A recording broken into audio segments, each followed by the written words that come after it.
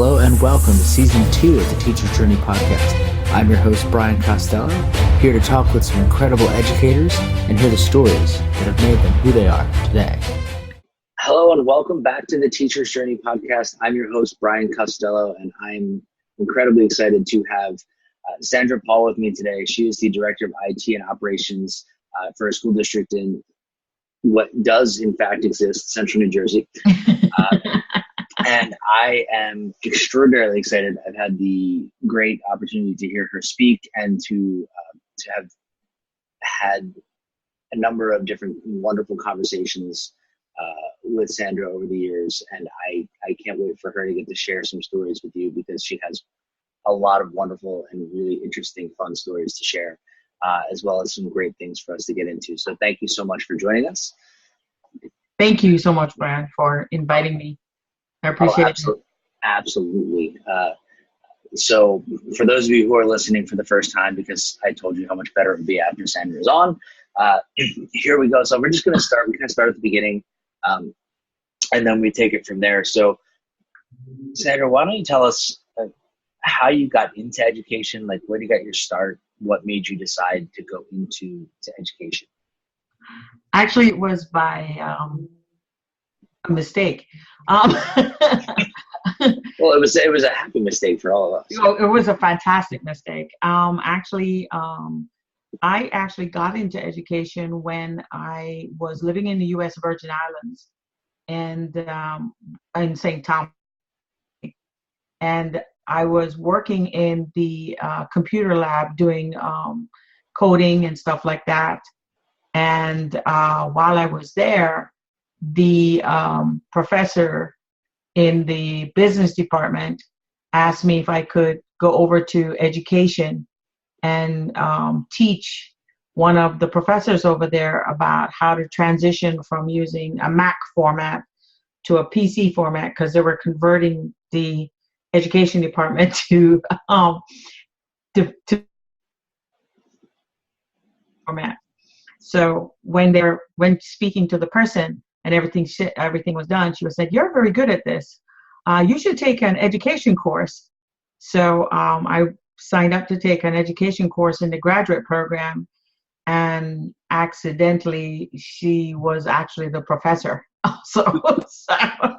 So I fell into education that way, and then I started teaching in the U.S. Virgin Islands at one of the Catholic schools there, St. Peter and Paul Catholic High School. And I taught primarily at the time, way back when, this was in 1991. So we were using Netscape, and we were using Apple machines at the time. So one of the big projects I did was I was able to correspond, being that the U.S. Virgin Islands is a territory of the United States. I contacted a school in Hong Kong and ran a comparison on the government structures between Hong Kong being at the time, this is before 2000, and the U.S. Virgin Islands being a territory of the United States. And it was very interesting because the kids in the Virgin Islands did not realize that even though Hong Kong was a Commonwealth of the England, their political structure was pretty much the same.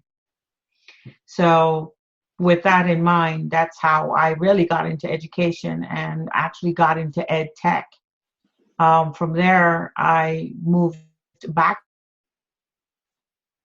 in 1996, and I was teaching in Madison, and I was a computer science and business teacher in a high school there. Then in 1998, I became a director of tech. And one of the things that kind of prepared me for it is when I was teaching in that private school in Madison, one of the things that happened, my lab, basically, we didn't really have much tech support. So due to that reason, I started fixing my own computers. And then once trying to network my machines myself with some, assistance with some outsourcing. So because of that, I was able to network the lab. I was the first person that ever set up a school website for that school. And from there, I went into becoming a director in Montville Township School District in 1998. So And I'm gonna slow you down for just a second. mhm. So you went from teaching in the U.S. Virgin Islands at a Catholic school while you were kind of doing your education. Were you doing education coursework at the time, or was this after you kind of Yeah, I did. Yeah, I started doing my a master's in education at that time when I was in the U.S. Virgin Islands. Yeah. so um, I already have heard this story, so I kind of want to get you to share this with us a little bit if it's okay. Sure. But I heard this story and it was amazing to me because it kind of jumps into the idea that not only are you pioneering in a number of ways, but you were exposing kids to all these incredible opportunities and ideas, even way back when you were first getting started. So can you talk about your experience with kids and connecting them to technology with your students when you taught in the U.S. Virgin Islands, specifically where they had some opportunities to see some pretty amazing technology and connections to the world. Yeah. Well, when I was there in the U.S. Virgin Islands, one of the things was the kids did not realize how important their little island was in the entire world, and they didn't realize the magnitude of why they were where they were.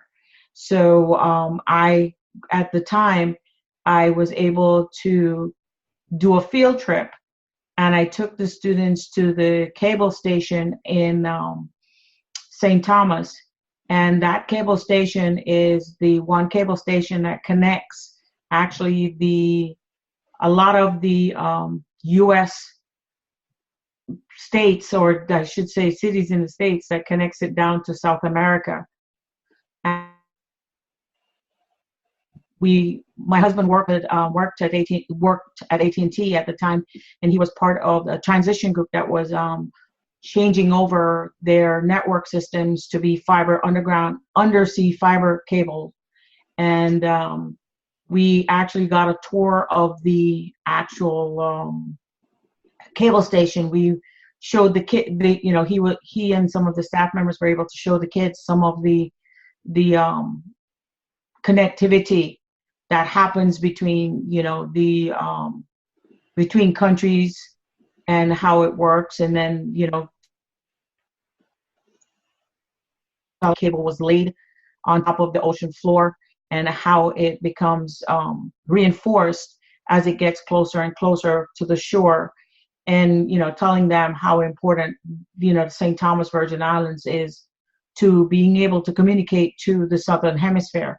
So that really opened their eyes to realize that even though it may be just a little island in a small territory, it's their home, and how important it is to the infrastructure of technology for the world. So that was one of the things we were able to do when we were there, to give that field. Like I said, we did an email project with a school in Hong Kong. So that was one of the other projects we did. Another project we did was for Black History Month, we got together with 4 other schools. One was in Alabama, one was in Canada. We were in the Virgin Islands, and there was another one that was in another state. I can't remember where. And we created this booklet on African American history, and where we're talking about the impacts of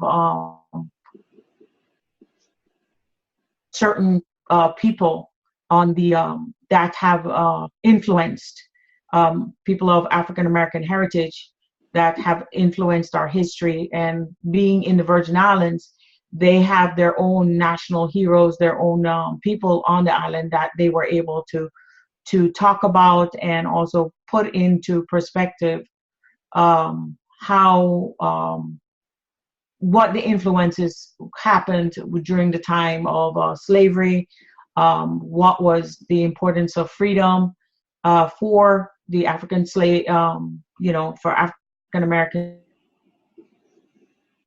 how we move forward. So those were just several of projects that we worked on together with the kids. The kids were the main things, in 1990, in 1991, 92, teaching kids that there's such a thing as email, and, showing them how to use that type of email system and how to use Netscape to do searches and that type of thing was very important to me, because I wanted them to walk out from their high school at that time to being able to use technology. One of the things I actually have of myself talking about the very beginning of gaming. And there was a symposium that we had at the University of the Virgin Islands, and I was invited to talk about what I thought where gaming was leading us. And I spoke specifically about the major impact gaming was going to have in education. I actually have the article somewhere. I got to look for it, but that was one of the things that I have. So, even in that time, the importance of making sure people understand technology was here to stay. It was not going to be a part-time thing or something that was going to disappear. I think that is really across the people was also an interesting thing, because I don't think people really understood how much of an impact it was going to have. The beginning of the cell phone and the beginning of, like I said, gaming, beginning of using email and correspondence. I don't think people understood it in the 1990s that this was definitely going to be where we are today, where our actual watches is more powerful than anything that ever existed in the 1980s. So those are some of the things that happened. When I listen to those stories, I find it so remarkable, because one, you're talking about a time that where these things weren't happening in common around the world and in education anywhere I was at. I mean, I was in school then, and I don't remember doing anything quite like that. Not until in the later mid 90s, we did satellite connection with a class in Puerto Rico, and that was the most wild thing that we could do. And I just think both how visionary it was, to be able to start seeing how this was going to impact kids and impact education, and two, to take kids from such a small environment and show them how to, what their impact on the world could be, and how they could connect to outside the world and kind of open their world up for them, is so important. And I think I've seen that that was back in 91 and 92, and that's still a direction in which you take your work today, which I think is amazing. So let's move forward now to that. You became the director of technology. Your first position there as director of technology. Talk about what that transition was like, and what challenges you faced. Well, some of the one of the problems at the time, basically, when I was there, was getting people to really understand the importance of the technology and how it was supposed to be configured and being able to get it done. And being that basically I wasn't really an engineer by training or by any thought process, actually more of an educator than anything else. A lot of it I actually had to learn, as I went. And, learning how to do certain things, going up into ceilings myself, running data wire, punching down panels, setting up servers myself. So a lot of that stuff I landed up doing some of it myself with a support staff and being able to get done. But the actual investment of technology as far as education was concerned, it wasn't there. They did not see it. And sometimes they don't see the importance of it because the understanding is that there's an alternative way to do education. And we're reaching to a point where that's not true. As we get more and more into deeper learning and big data, we're going to have to be definitely investing more and more into the technology to become an assistant to us or basically may even lead us in education. But that's a different story altogether. As far as the roadblocks that I faced a lot of times was getting people to understand, getting the buy-in. It's been a fight and a struggle for people to understand the importance of it. In one of the stories I tell a lot of times is getting school board members to understand that having a CDR per device was more important than actually sharing it, and that sharing it was not going to be something that you could do. So, and I've actually had a board member tell me that. And that was and I'm talking way back when, I'm talking about 1998, the person did not see the importance of us having recordable CD players inside the PC devices. And I was adamant about, no, we need to have one per machine. And now I've reached to the point where I'm like, we don't need anything on no recordable devices on it. The less extra stuff, the better. Cloud. So it's the same struggle again, because now they're like, everybody's gotten so used. Struggle is always, that's always right. There. Everybody's gotten used to the idea. Okay, I'm going to have a thumb drive. I'm going to have a external hard drive. I'm going to have this. I'm going to have that. And I'm like, send it to the cloud. I mean, there's Google Drive. Send it to the cloud. Send it to iCloud. Send it, because one of the things that you have is that you walk away from that device, you don't have what you need. Yeah. If it's in the cloud, all you need is your cell phone. Some of these new watches nowadays, all you need is that, and you can actually find all your documents and everything you need. So just like that, yeah. And just like that. I remember being at, I forget where I was at, but I remember someone had said, it was something that stuck with me. They said, oh, we save everything to the cloud. And they're like, well, what about like using a USB? And he goes, I could save my stuff on Google's $1 billion server setup, or I could save all my stuff on this 34-cent piece of plastic.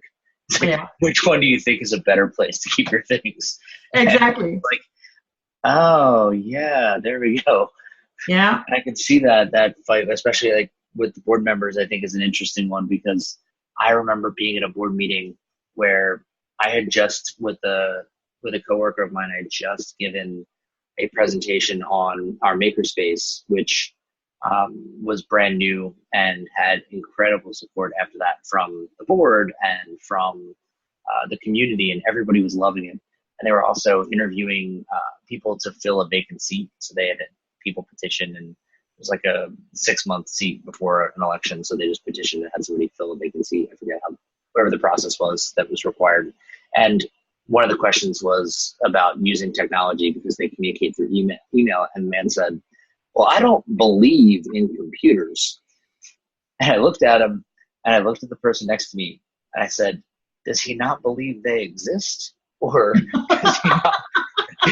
does he not understand the value that he's going, like the requirement in communication and like the way that the world works now? Like, which one doesn't he believe? Because I have a computer right here. I can take it apart. I can show him what's inside. And right. It's kind of like, And that is the struggle that you face sometimes. I mean, not every board member is quite so, I don't know what a polite way to put that is, but there's not everybody is in that position, and needless to say, he wasn't selected to the board. But I think that does become a struggle to try and explain where you're going in the future with things, and Yeah. where. So yeah, It's funny because you bring up a good point. I remember speaking to, I had to do a presentation on why we needed to increase the infrastructure and the bandwidth for the internet for my school district. And one of the things I told him, I said, it's pretty much like drinking peanut butter through a straw. And I had one board member say to me, he's like, I always remember that analogy you put it. I was like, yeah. I said, you're trying to bring that much information across something that's going to have a bottleneck. And that is not going to go through. So no matter which way you're doing it, you're trying to suck peanut butter through a straw. And if that's what you're doing, that's not going to work for the thousands of kids we have in our school district. That's not going to work. That is a good analogy. Yeah. And because of that, actually, they understood it, and it came across in a way where, okay, yes, now we understand why you have to fund it and why it has to be done in a certain way and everything else. And that's still the same way I tend to speak to people about. One of the things I always say is that it's like the cloud. The cloud, everyone is talking about, well, it can be hacked, it can be done. Yes, but when you look at the cloud, one of the things about the cloud that is not only amazing, but is so safe about it, is that everybody is looking at the cloud. At least people are aware of it, people are looking at it, people know that they have to do something in order to secure it. And because of that reason, what's going to happen is that you're going to find development into that technology. Now, let's go back to where we are as teachers and as educators. Therefore, if that's where the research and development of industry is going, and where we think that, not we, but those industries are moving forward, our kids have to be able to work in that field, but not only to work in it, but have an understanding of what it does.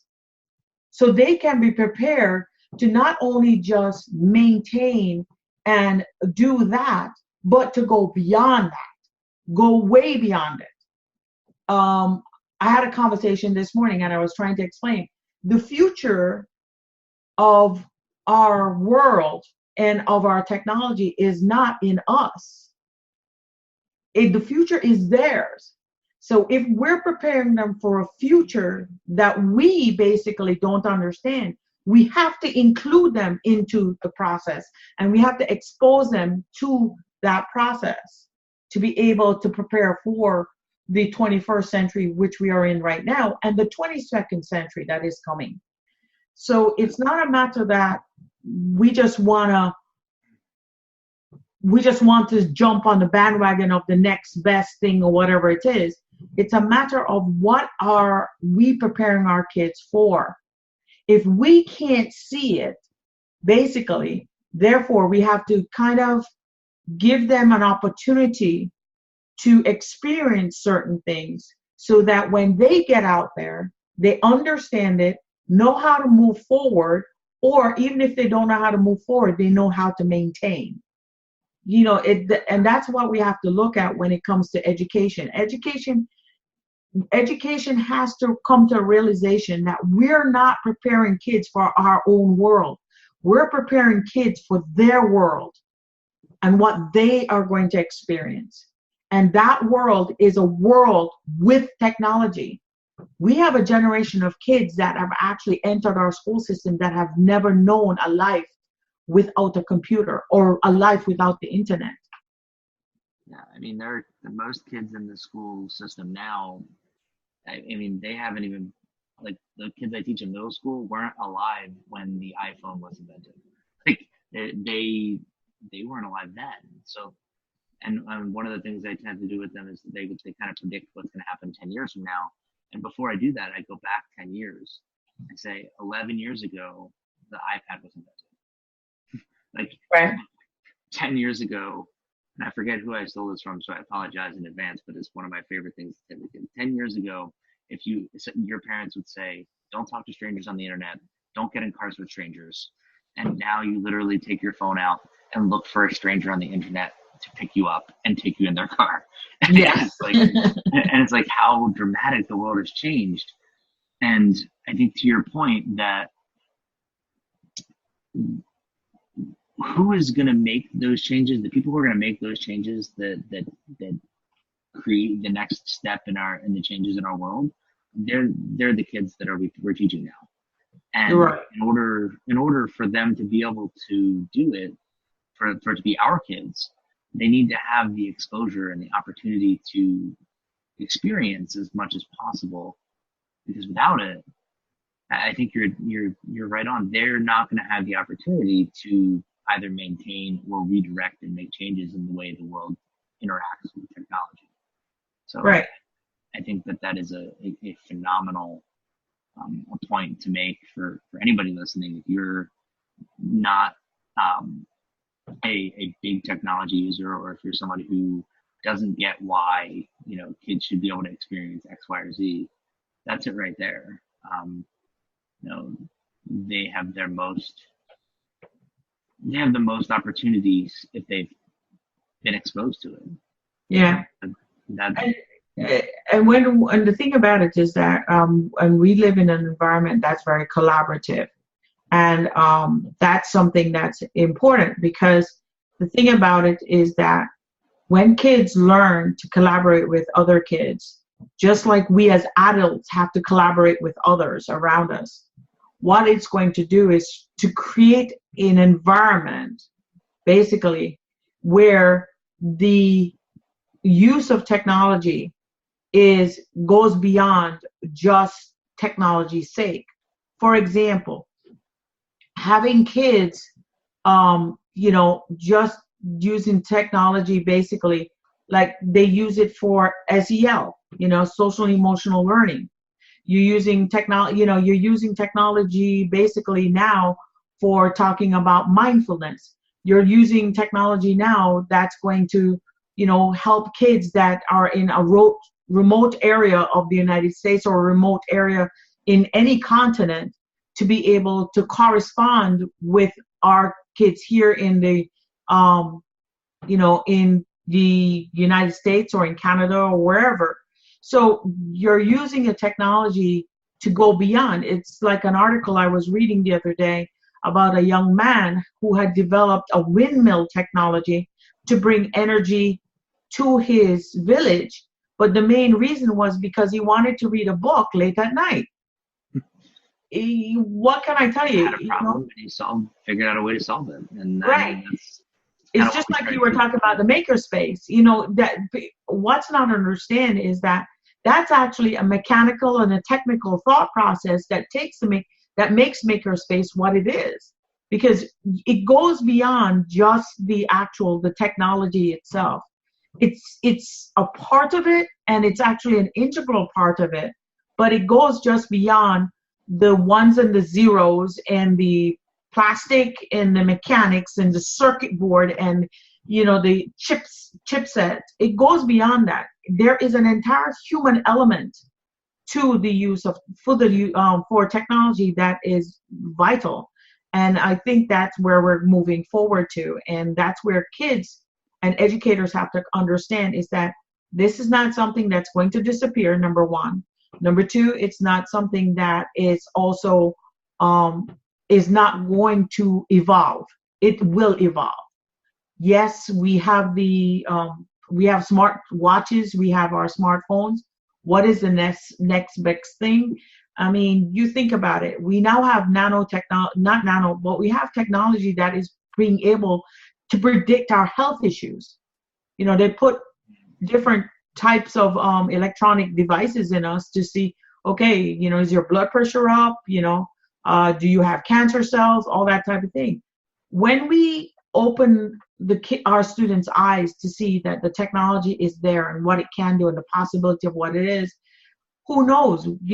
One of these days, which I hope one of our kids come up with an idea soon, is we resolve the whole concept of cancer. I shouldn't say concept, but the whole disease of cancer.